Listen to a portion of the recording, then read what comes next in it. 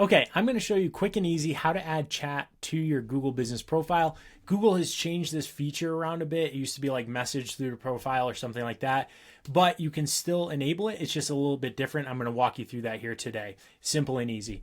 All right, so first, search your business name. If you can't find it, search my business or search your business name and city and state, location. Make sure you're signed in to the Google business profile that's associated with your account. That should pop up this right here in Google search. And then you're going to want to click right here on edit profile.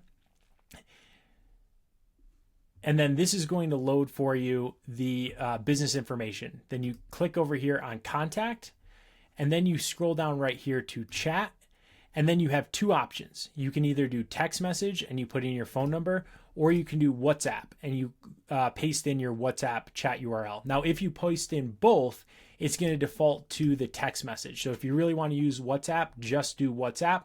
And then when you save it, now it'll show that chat to customers, and they're going to basically chat with you by SMS, so text message, or through WhatsApp.